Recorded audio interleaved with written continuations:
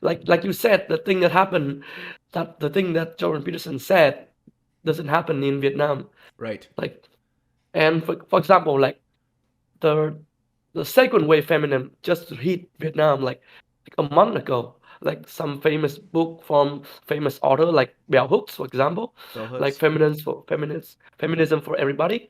It just hit Vietnam like a month ago actually, Wow. and so when someone like radical feminism get roasted, and Peterson talk to some like aggressive feminism and stuff like that, people just look like Yeah. What is he just talking watch about? that and Yeah.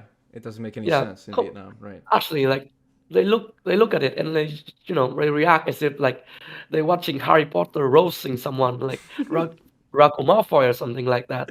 Right. It's just He's just something a like yeah. He might as well be a fictional character because it's so far away and so different. yeah. But the problem is that some part of the Vietnamese community actually believe that it's actually happening in Vietnam, while it's actually not.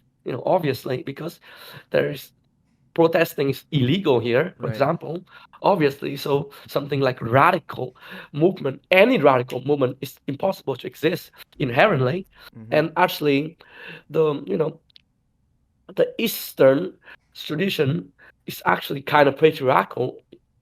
So what the feminine said is somewhat right and appropriate in Vietnam and Yeah. some in Eastern country, Right. Well, it's actually. if like it's wow, and I've never talked to someone who lives in well, Vietnam or even Asia broadly. I think so. It's interesting. They just Mhm. kind of because there's so many assumptions and things I take for granted.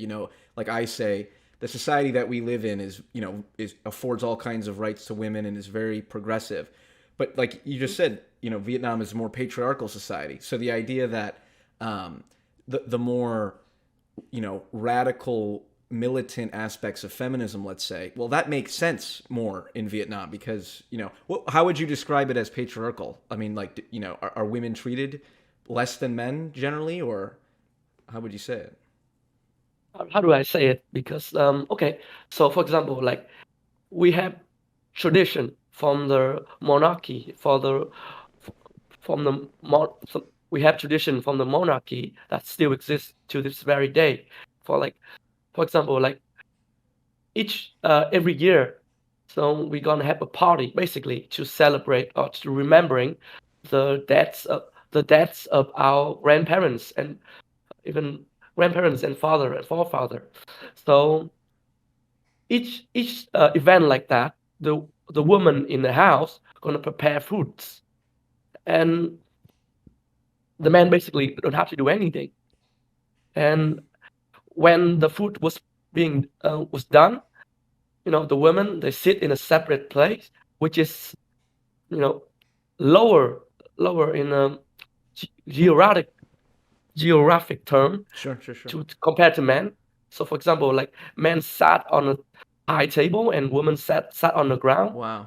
and stuff like that. But people pointed it out recently, and they just get rid of that kind of ideology, or Interesting. just part of tradition. So we still kept the tradition, well, celebrating our forefather, but we trying to get rid of the ugly part of that Yeah. tradition. Wow. That's Yeah, and you're saying this happened somewhat recently, you said? Like in the last couple months, or has that because you said the Bell Hooks book arrived sort of in the last couple months.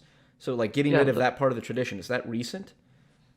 No, no, actually, because I was saying that they started to recognize that the that part of the tradition is should be getting rid of Right, right, recently, right, right. and actually that's a good thing. Yeah. Wow. And Yeah, definitely. to say that this the Eastern society is rather patriarchal is sort of true because you know women like after like for example like we have the monarchy and we have a really Confucius tradition for a long, long time. And when it comes to you know upholding our traditional ceremony and stuff, there always gonna be some patriarchal elements about that. So for example, like on every Lunar New Year's, my mom has to stay at my house to prepare a lot of food to prepare for the New Year's.